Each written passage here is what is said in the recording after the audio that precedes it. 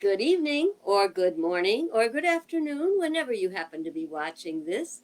My name is Reverend Alicia Leslie from Spirit of Unity Church, my online ministry, and I am in Moodus, Connecticut. Bet you never heard of that.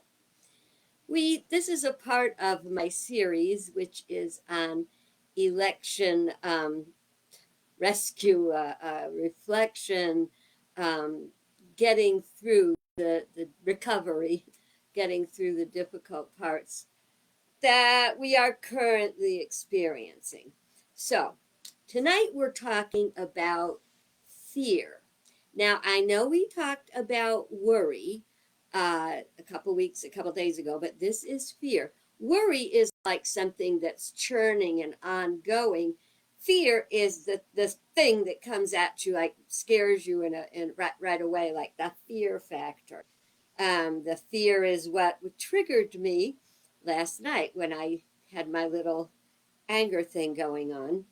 So today I want to talk about fear. That you want to fear, face your fear and make it your friend. Why would you want to make it your friend? Because it has something to offer you. We're going to talk about that.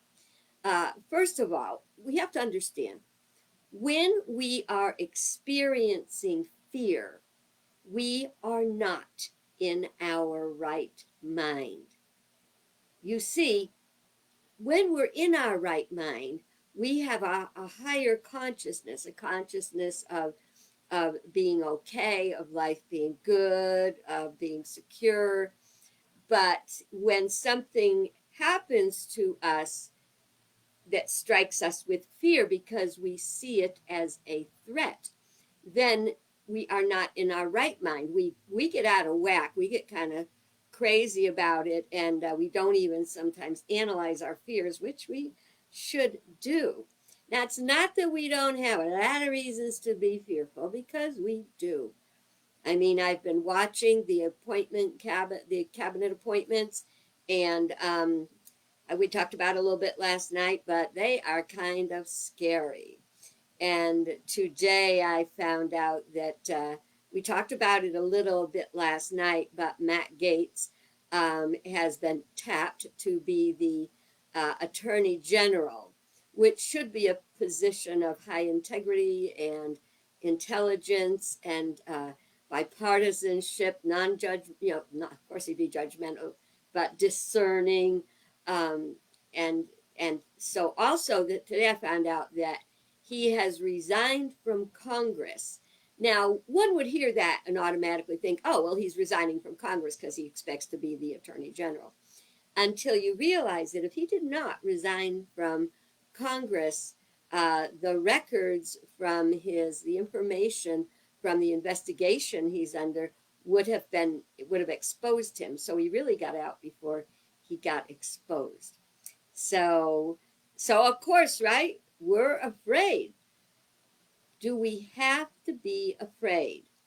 On one level, we would say, yeah. But on the other level, let me ask you this. Hearing all this stuff, knowing all this stuff, are you bleeding? Are you headed to the hospital? Are you dead or dying?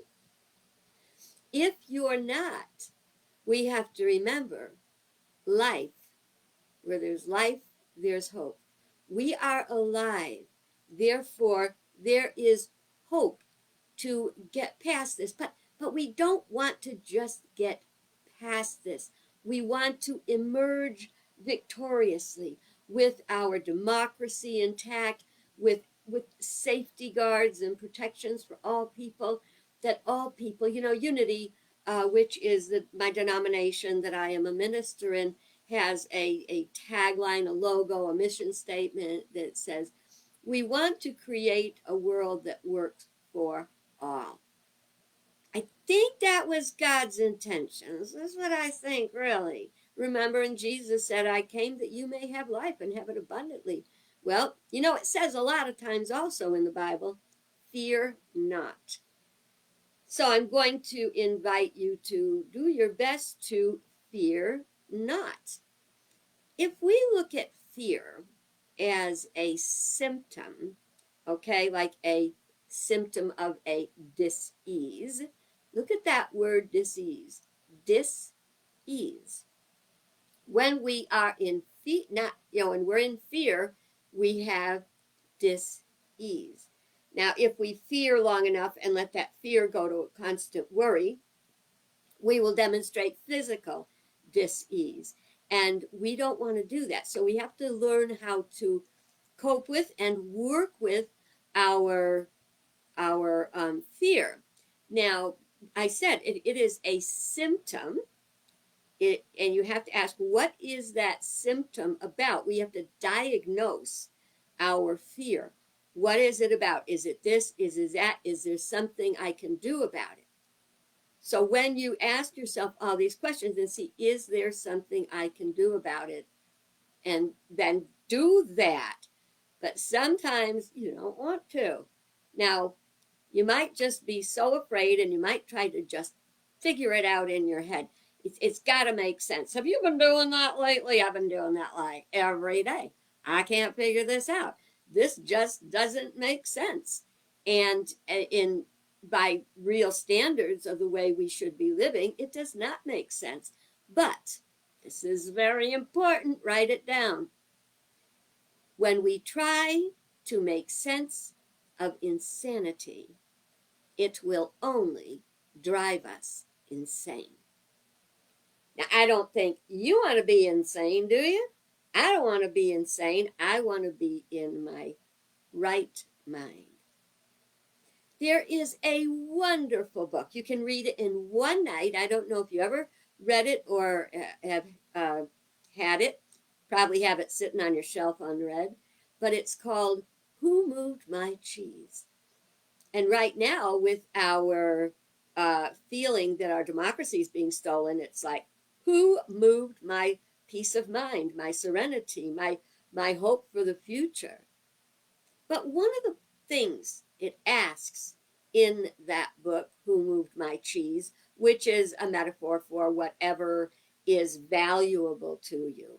It could occur if you lose your job, that would be your cheese. If you wind up getting a divorce, that would be your cheese. If there's a death of someone you love, that would be your cheese. Who moved my cheese? You got to read the book if you want to know how it actually comes out.